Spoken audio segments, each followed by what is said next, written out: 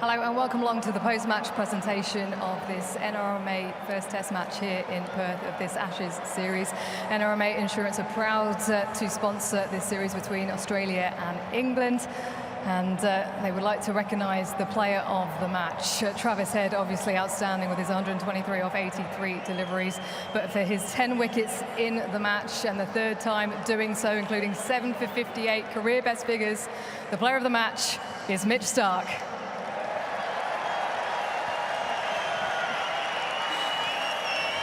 You've got a big old smile on your face there, but I imagine you probably can't believe what you've just seen with the batting. Yep, pretty much sums it up. Travis Head, you take the game on like that and come up trumps. That was something to watch, yeah. And also, especially after that unbelievable performance from yourself in the first innings, you wouldn't have imagined to come back as soon as you did in the second innings. But you provided wickets once again. You set the tone once again. What was important for you on this wicket?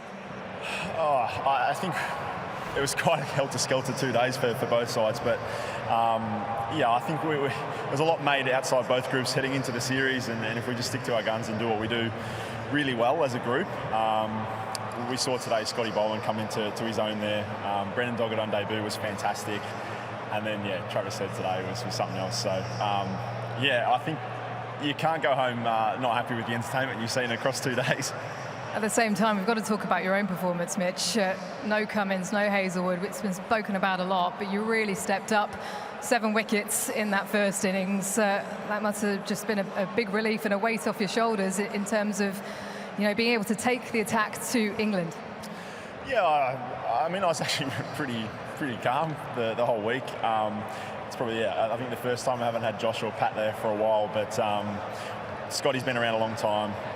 I've known Doggy a long time, and he's been fantastic. So, I was the old head in the group this week, but it didn't change my role at all. It's been the same way for near on 15 years. So, if I could just do what I've mostly done all right across the years, it keeps us in good stead. So, really pleased to play that role.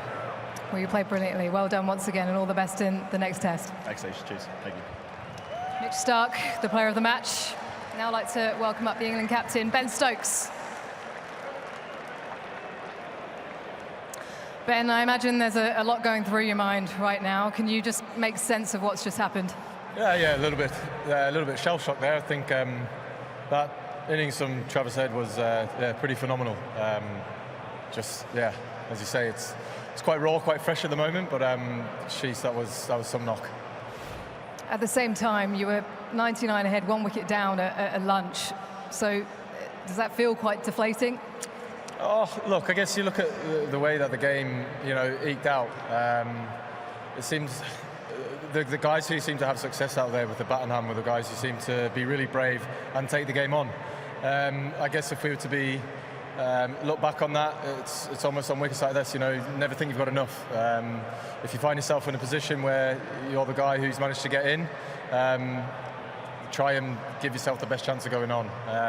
But look, as you've seen, anyone who tried to sort of stay around there and try and occupy the crease with a lot of time didn't really seem to have too much success. But look, that knock from Travis is knocked the wind out of us there.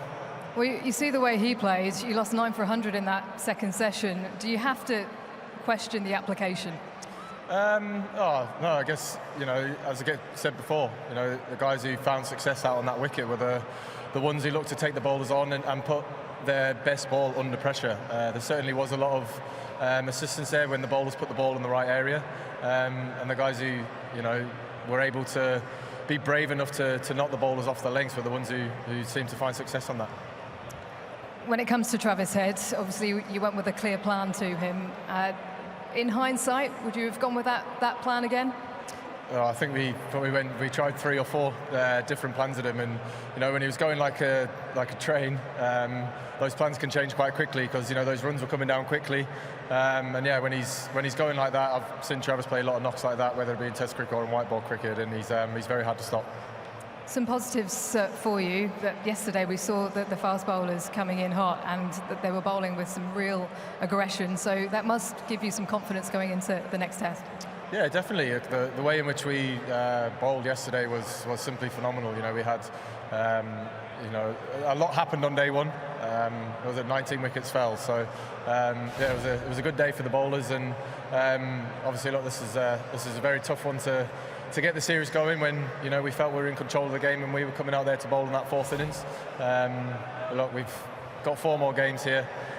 We'll obviously let this sink in. It obviously hurts extremely, but then we've got to get our head rounds and move on to Brisbane and then hit the ground running there.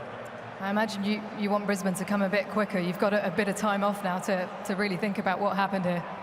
Yeah, we do. We've got a long time before that game starts, and we'll be working hard going away and putting all the hard graft that we always do into to get into Brisbane and coming away with the result we want there. Thanks, Ben, and all the best in that next test. Thank you. Cheers. Thanks. Now I'd like to welcome up the Australian captain, Steve Smith.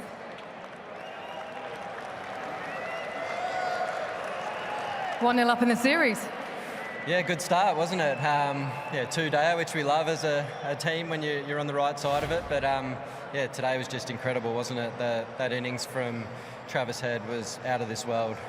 He just played some outrageous shots, and even when he shanked it, it seemed to hit it in the gap. So it's one of those days when you're on, and he made the most of it, and got us home. He said it was a captain-coach decision. At what point were you thinking of using him to open? About the tea time when we ran off. Yeah, we were thinking of a few discussions and stuff, and probably didn't quite like how it worked in the first innings, and Travis was like, I want to do it. So I was like, mate, go for your life. Who else was on your mind? Nathan Lyon was actually talked about, to be honest with you. Yeah, but no, I think we made the right decision in the end. Trav, that was just incredible to witness. Yeah, how does that rank for you in terms of knocks you've seen from him? My gosh, I think it's right up there with knocks I've seen from anyone. Fourth innings, albeit day 2. Wicket was probably almost at its best to bat at the end there. But look, the way he just went about his business, played some really nice shots early, got into his stuff, and when they went the short plan, he played the way he wanted to. He hit it into the gaps that he wanted to hit into, and he was kind of toying with them, I suppose. So. Yeah, and I thought Marnus did a wonderful job at the other end as well. Took it on, scored at a good rate. Those two just worked really well together, and yeah, so good to get that win. Talk about Travis Head, but what about Mitchell Starc coming into this test match? A couple of unfortunate injuries for you, probably scratching your head a little bit. Mitch Starc delivers once again. He was unbelievable. Yeah, 2 of the big 3 out. A lot. A lot on his shoulders as leader of the attack, and he bowled beautifully. I think even in the first innings, the ball was it was a terrible cricket ball that we had, and the boys were struggling to get the seam up straight. It was going off its axis, and the way he bowled to take 7 in the first innings was incredible. And then I think all of our bowlers today, they backed it up beautifully. We had a better ball. We were getting the ball in the right areas and getting a bit of movement. Scott Boland, I thought, bowled exceptionally well today. His lengths were magnificent, and Starkey did what he's done for a long time. Just bowled like a genius and created many chances. A couple of debutants for you. How do they go for you?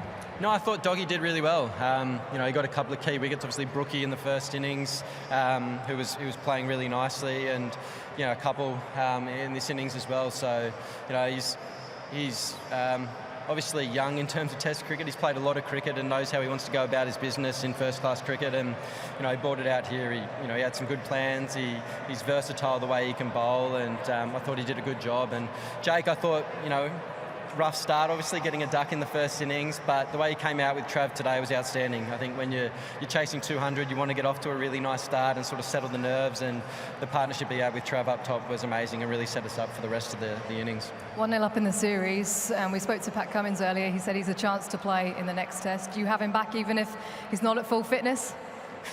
I hope so. Yeah, I mean, he's obviously an absolute weapon. He's the skipper, and he's arguably the best bowler in the world. So of course you want him back. So we'll wait and see. I think we've got 2 weeks now before the next game almost. But yeah, proud of the boys for this week's effort. It was an amazing game, and great to be 1-0 up in the Ashes this year.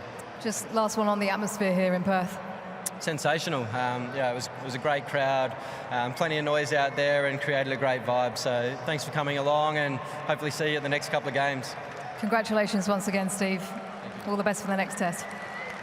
So that concludes the NRMA Insurance post-match presentation. Here we move on to Brisbane for the day-night test match on the 4th of December.